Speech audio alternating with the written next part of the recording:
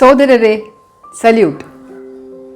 കേരള പോലീസിൽ IPS officers കൃത്യം 14 വർഷമാവുമ്പോൾ DIG ആയിട്ട് പ്രൊമോഷൻ കിട്ടും.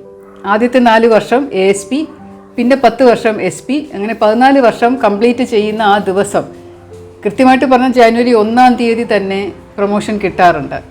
അങ്ങനെ എൻ്റെ ബാച്ച്മേറ്റ്സിന് 87 ബാച്ചിന് എല്ലാവർക്കും 14 വർഷം കംപ്ലീറ്റ് ചെയ്തപ്പോൾ പ്രൊമോഷൻ കിട്ടിയപ്പോൾ എനിക്ക് കിട്ടിയില്ല. എനിക്കതിന് പകരം പ്രൊഫോമ പ്രൊമോഷനാണ് കിട്ടിയത്. കാരണം കേന്ദ്ര സർക്കാർ ജീവനക്കാർക്ക് കുറച്ച് വൈകിയാണ് DIG ആയിട്ടും IG ആയിട്ടും പ്രൊമോഷൻ കിട്ടുക. ഞാൻ ആ സമയം CBIയിലായിരുന്നത് കൊണ്ട് CBI SP ആയിട്ട് തന്നെ തുടർന്നുകൊണ്ട്, പക്ഷേ ശമ്പളത്തിന് കുറവ് വരാതെ, സീനിയോറിറ്റിക്ക് കുറവ് വരാതെ പ്രൊഫോമ പ്രൊമോഷൻ എന്ന് പറഞ്ഞൊരു പ്രൊമോഷൻ സംസ്ഥാനം എനിക്ക് തരികയായിരുന്നു. അത് കുറച്ച് നല്ലതാണെന്ന് ഞാൻ കരുതുകയും ചെയ്തു. കാരണം DIG ആയിട്ട് പ്രൊമോഷൻ CBIയിൽ കിട്ടിയാൽ എനിക്ക് കേരളം വിട്ടു പോകേണ്ടി വരും. കേരളത്തിൽ SP-യുടെ പോസ്റ്റ് മാത്രമേ CBIയിലുള്ളൂ. എന്നെ CBIയിലേക്ക് എടുത്തത് 4 വർഷത്തേക്കാണ്. അപ്പോൾ അതുകൊണ്ട് 4 വർഷം തീർക്കാതെ എനിക്ക് CBI വിട്ട് പോരാനും സാധ്യമല്ല. എന്തായാലും DIG ആയിട്ട് പ്രൊമോഷൻ ലഭിക്കും CBIയിൽ ഇരിക്കുമ്പോൾ തന്നെ എന്ന് എനിക്ക് അറിയായിരുന്നു. അതുകൊണ്ട് ഞാൻ അന്നത്തെ ഡയറക്ടറോട് പോയി പറഞ്ഞിട്ട് അദ്ദേഹം പറഞ്ഞു, വിഷമിക്കേണ്ട, തെക്കൻ സംസ്ഥാനങ്ങളിൽ ഏതെങ്കിലും ഒരു ഒഴിവുണ്ടെങ്കിൽ അവിടെ ഞാൻ പോസ്റ്റ് ചെയ്യാമെന്ന് പറഞ്ഞു.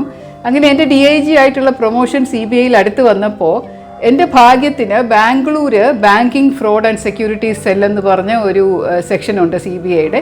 അവിടുത്തെ DIG പോസ്റ്റ് വേക്കൻ്റ് ആയിട്ട് വരികയും എന്നെ അങ്ങോട്ടേക്ക് പോസ്റ്റ് ചെയ്യാമെന്ന് അന്നത്തെ ഡയറക്ടർ എന്നോട് സത്യം ചെയ്യുകയും ചെയ്തു. അപ്പം ഞാൻ കുറച്ച് സമാധാനമായിട്ടിരുന്നു. ഹസ്ബൻഡ് തിരുവനന്തപുരം മെഡിക്കൽ കോളേജിൽ, മോൻ പഠിക്കുന്നത് എറണാകുളത്താണ്. ഒരുപാട് ദൂരെ പോയി ഞാൻ DIG ആയിട്ട് ജോലി ചെയ്താൽ എല്ലാം ഒന്ന് വല്ലാതെ ആകും. അപ്പോൾ അതുകൊണ്ട് ബാംഗ്ലൂര് പോസ്റ്റിംഗ് ആണെന്നുണ്ടെങ്കിൽ ബാംഗ്ലൂരിലുള്ള BSFC പോസ്റ്റിൻ്റെ കീഴിലാണ് കേരളവും വരുന്നത്. അപ്പോൾ എനിക്ക് ഇടയ്ക്കിടയ്ക്ക് കേരളത്തിൽ വരാം, പിന്നെ മോനെ വേണമെങ്കിൽ കൊണ്ടുപോയി അവിടെ ചേർക്കാം, അങ്ങനെയൊക്കെ ചെയ്യാമെന്ന് പ്ലാൻ ചെയ്തിരുന്നപ്പോഴാണ് എൻ്റെ പ്രൊമോഷൻ ആയതും എനിക്ക് ഡൽഹിയിൽ CBIയിലേക്ക് പോസ്റ്റിംഗ് ആയതും.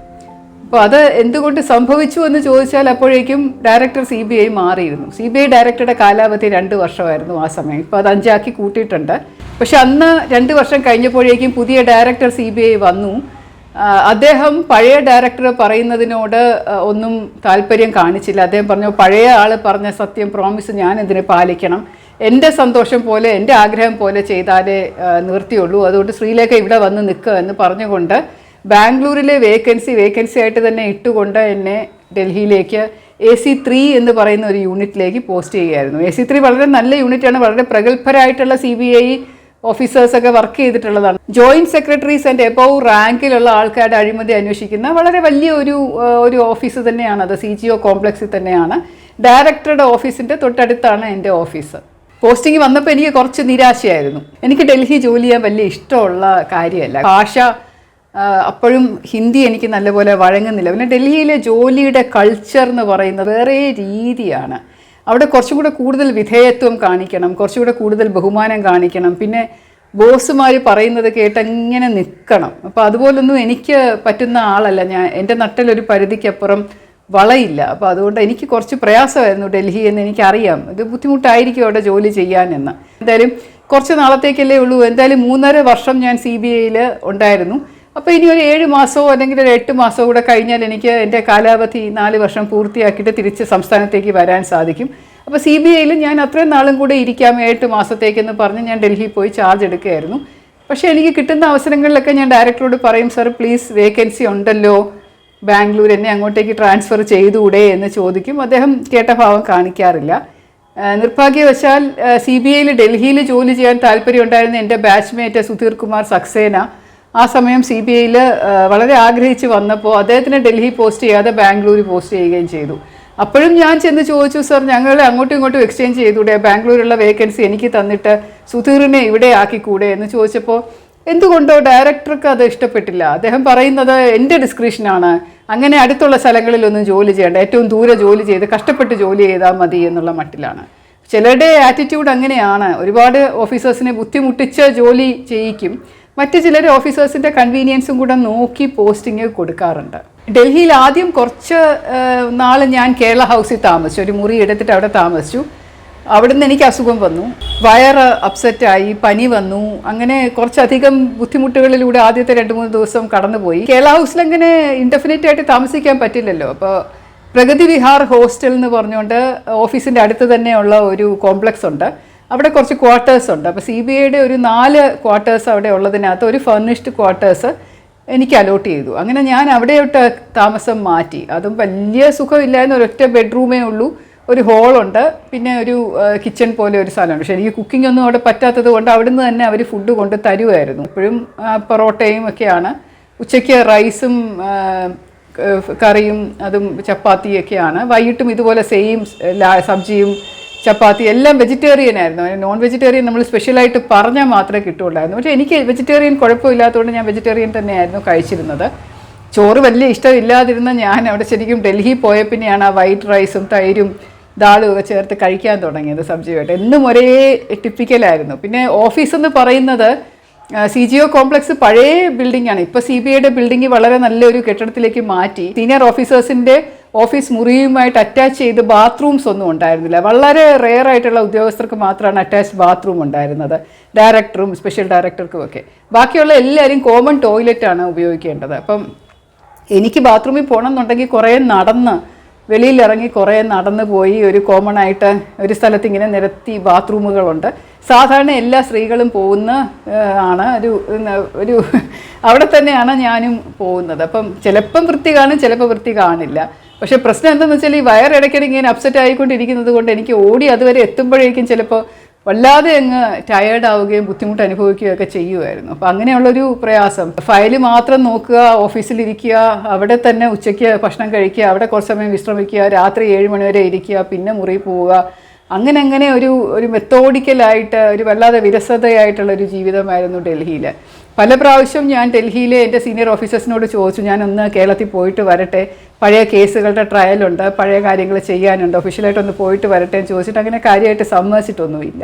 CBI ഡയറക്ടർക്ക് ആദ്യമൊക്കെ എന്നോട് വലിയ സ്നേഹമായിരുന്നു. അതുകൊണ്ടാണോ എന്നറിയില്ല, അദ്ദേഹം എന്നും എന്നെ ഇങ്ങനെ ഓഫീസിൽ വിളിക്കും ഓരോ കേസിൻ്റെ ഡിസ്കഷനായിട്ട്. പിന്നെ സൈബർ ഇൻവെസ്റ്റിഗേഷൻ സെല്ലെന്ന് പറഞ്ഞ് പുതിയതായിട്ട് വേണം തുടങ്ങിയപ്പോൾ അതിൻ്റെ ചാർജ് എനിക്ക് തന്നു. എനിക്കാണെങ്കിൽ കമ്പ്യൂട്ടറിനെ പറ്റി ഒരു കുന്തവും അറിയില്ല. അതുമല്ല എനിക്ക് ലാപ്ടോപ്പ് ഇല്ല, കമ്പ്യൂട്ടർ ചെയ്ത് ശീലമില്ല. അതിന് ശേഷമാണ് ഞാൻ കമ്പ്യൂട്ടറെ പറ്റി പഠിച്ചു തുടങ്ങിയത്. ഓഫീസിൽ ഒരു കമ്പ്യൂട്ടർ ഉണ്ടെന്നുള്ളതല്ലാതെ സൈബർ ഫോറൻസിക്കോ അല്ലെങ്കിൽ സൈബർ ക്രൈംസ് എന്ന് പറയുന്നത് പറ്റി എനിക്കറിയില്ല. അപ്പോൾ ഞാൻ അദ്ദേഹത്തോട് ചെന്ന് പറഞ്ഞു, സാർ എനിക്ക് അറിയില്ല, അറിയാവുന്ന ആരെങ്കിലും ഇത് ഏൽപ്പിച്ചാൽ പോരെന്ന് ചോദിച്ചപ്പോൾ അദ്ദേഹം പറഞ്ഞു, പഠിക്കാനുള്ള അവസരമല്ലേ, പഠിക്കുക എന്ന് പറഞ്ഞു. പക്ഷേ ഇടയ്ക്കിടയ്ക്ക് അതിനെക്കുറിച്ചുള്ള എന്തെങ്കിലും ചോദിക്കുമ്പോൾ എനിക്കതിനെപ്പറ്റി ഒന്നും അറിയില്ല. അപ്പോൾ അദ്ദേഹത്തിൻ്റെ വഴക്ക് കേൾക്കേണ്ടി വന്നിട്ടുണ്ട്. അപ്പോൾ അദ്ദേഹം കുറച്ച് ആദ്യമൊക്കെ എന്നോടുള്ള സ്നേഹം പിന്നെ ആയപ്പോഴേക്കും കുറച്ച് ദേഷ്യമൊക്കെ ആയി. ചിലപ്പോൾ ആളുകളൊക്കെ ഇരിക്കുമ്പം അതൊന്നും നോക്കാതെ എല്ലാവരുടെയും മുമ്പിൽ വെച്ചിട്ട് ഓരോ വഴക്ക് പറയും.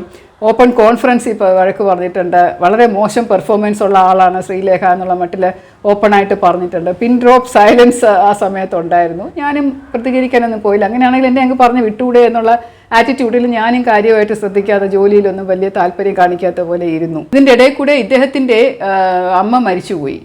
അപ്പോൾ എനിക്ക് വലിയ താല്പര്യമൊന്നുമില്ല, പ്രായമായ ആളല്ലേ, മരിക്കുമായിരിക്കും എന്ന് വിചാരിച്ചു. പക്ഷേ എൻ്റെ ഒരു സീനിയർ ഓഫീസർ, ഒരു ലേഡിയാണ്, മാഡം വന്നിട്ട് പറഞ്ഞു, വാ ശ്രീലേഖ നമുക്ക് പോവാം, അമ്മ മരിച്ചു, വലിയ വിഷമമില്ലെന്ന് എന്നെ വലിച്ചഴിച്ചുകൊണ്ട് അദ്ദേഹത്തിൻ്റെ ക്വാർട്ടേഴ്സിൽ പോയി.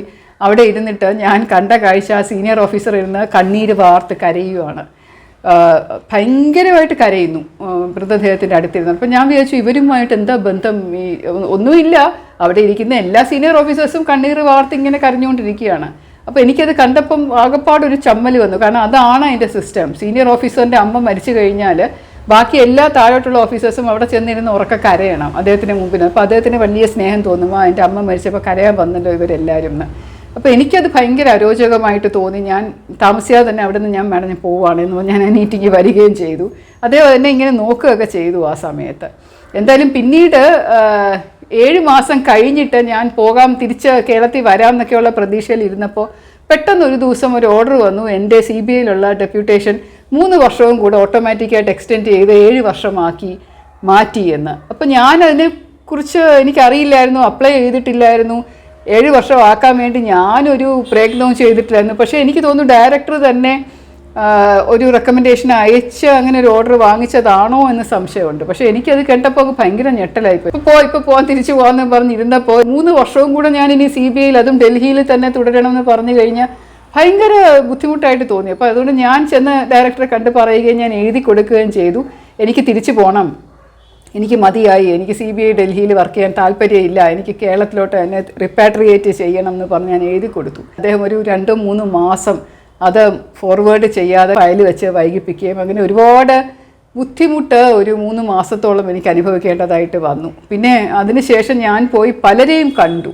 അന്ന് ഡൽഹിയിൽ പരിചയം ഉണ്ടായിരുന്ന സീനിയർ ഓഫീസേഴ്സ്, PM ഓഫീസിൽ ജോലി ചെയ്തിരുന്നവർ, MHAയിൽ ജോലി ചെയ്തിരുന്നവർ, അങ്ങനെ പലരെയും ഞാൻ പോയി നേരിട്ട് അങ്ങോട്ട് പോയി കണ്ടിട്ട് ഞാൻ റിക്വസ്റ്റ് ചെയ്തിട്ടൊക്കെയാണ് അവസാനം ഒരു 8 മാസത്തോളം CBIയിൽ ഡൽഹിയിൽ ഞാൻ കഷ്ടപ്പാട് അനുഭവിച്ച ശേഷമാണ് എന്നെ തിരിച്ചു വിടുന്നത്.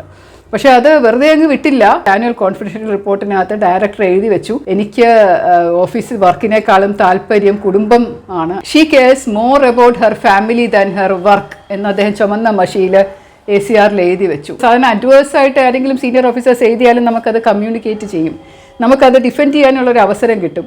പക്ഷേ ഇത് അഡ്വേഴ്സ് ആണെന്നുള്ളത് MHAക്ക് തോന്നാത്തതുകൊണ്ടാണോ എന്തോ എനിക്കത് കമ്മ്യൂണിക്കേറ്റ് ചെയ്ത് വന്നുമില്ല, ഡിഫെൻഡ് ചെയ്യാനായിട്ട് എനിക്ക് അവസരം കിട്ടിയുമില്ല. നമ്മൾ ACRൻ്റെ സീനിയർ ഓഫീസേഴ്സ് എഴുതുന്നത് കാണിക്കാറില്ലായിരുന്നു ആ സമയം, ഇപ്പോഴാണ് പിന്നെയും അത് കാണിക്കുന്നത്. അപ്പോൾ അങ്ങനെയുള്ള ഒരു ചുമന്ന ഒരു മഷിയിൽ ഇങ്ങനെ അദ്ദേഹം എഴുതി വെച്ചത് ഞാൻ അറിഞ്ഞില്ല. പക്ഷേ അത് പ്രിമച്വർ റിപ്പാട്രിയേഷൻ എന്നുള്ള മട്ടിൽ അത് കൺസിഡർ ചെയ്തിട്ട് എൻ്റെ സെൻട്രൽ ഗവൺമെൻറ്റിനോട്ടുള്ള എംപാനൽമെൻറ്റ് 10 വർഷത്തേക്ക് തടഞ്ഞു വെച്ചു. അതുകൊണ്ട് എൻ്റെ കാര്യങ്ങളിലൊന്നും ഒരു തടസ്സവും വന്നില്ല.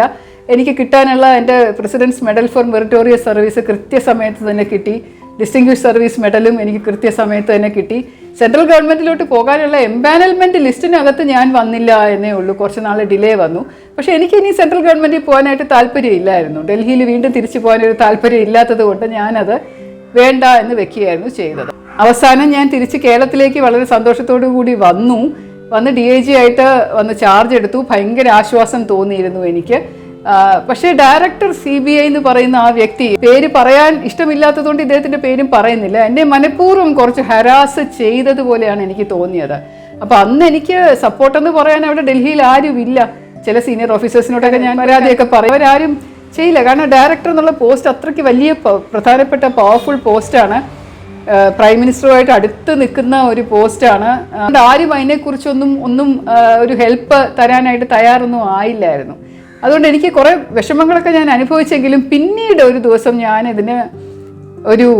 എനിക്കൊരു സന്തോഷം ഉണ്ടായ ഒരു വാർത്ത ഞാൻ കേട്ടു. അതായത് ഈ ഡയറക്ടർ CBI സ്ഥാനത്ത് നിന്ന് മാറിയ ശേഷം അദ്ദേഹത്തിന് വീണ്ടും ഒരു പൊളിറ്റിക്കൽ സ്വാധീനം ഉള്ളത് കൊണ്ട് വേറെ ഏതോ ഒരു പോസ്റ്റിലേക്ക് പോസ്റ്റ് ചെയ്യുകയും അദ്ദേഹം ആ പോസ്റ്റിൽ ഇരുന്നു കൊണ്ട് എവിടെയൊക്കെയോ വിദേശത്തോ മറ്റോ പോകാനായിട്ട് അദ്ദേഹം സ്പെഷ്യൽ ഫ്ലൈറ്റിൽ കയറി മുകളിലോട്ട് പടി കയറി ഫ്ലൈറ്റിലോട്ട് ചെന്നപ്പോഴേക്കും എല്ലാവരും അദ്ദേഹത്തെ ഓഫ് ചെയ്യാനായിട്ട് വന്ന് നിന്നിരുന്നു. അദ്ദേഹം പടി കയറി മുകളിലേക്ക് പോയി ഫ്ലൈറ്റിൻ്റെ വാതിലിൻ്റെ അവിടെ എത്തി അദ്ദേഹം തിരിഞ്ഞു നിന്ന് എല്ലാവരെയും നോക്കി ടാറ്റ പറയുന്ന സമയത്ത് ആ ഏണി അങ്ങ് വലിച്ചു ഫ്ലൈറ്റിൻ്റെ ആൾക്കാർ. അപ്പോൾ കാല് തെറ്റി അദ്ദേഹം ഫ്ലൈറ്റിൻ്റെ മുകളിൽ നിന്ന് താഴേക്ക് ടപ്പെന്ന് വന്ന് വീണിട്ട് നടു ഒടിഞ്ഞു എന്നൊരു വാർത്ത ഞാൻ കേട്ടായിരുന്നു. നന്നായി, അദ്ദേഹം എന്നെ ഇത്രയധികം ദ്രോഹിച്ചിട്ടുള്ളതല്ലേ, കുറച്ച് നാൾ വേദനിച്ച് കിടക്കട്ടെ എന്നുള്ളൊരു പെട്ടെന്ന് മനസ്സിൽ കൂടി അങ്ങനെ ഒരു ചിന്ത പോയതും ഒരു ചിരി പോലെ വന്നതും എനിക്ക് ഓർമ്മയുണ്ട്. വളരെ ക്രൂരമാണ്, അങ്ങനെയൊന്നും ചിന്തിക്കാൻ പാടില്ല. പക്ഷേ കൊടുത്താൽ കൊല്ലത്തും കിട്ടും എന്ന് പറയുന്നത് പോലെ ഒരുപാട് ദ്രോഹിക്കുന്ന ഒരു ഓഫീസറിന് ഇതുപോലെയൊക്കെ ആക്സിഡൻറ്റുകളൊക്കെ സംഭവിക്കുന്നത് ഞാൻ പിന്നീട് പലപ്പോഴും കണ്ടിട്ടുണ്ട്. സസ്നേഹം, ശ്രീലേഖ.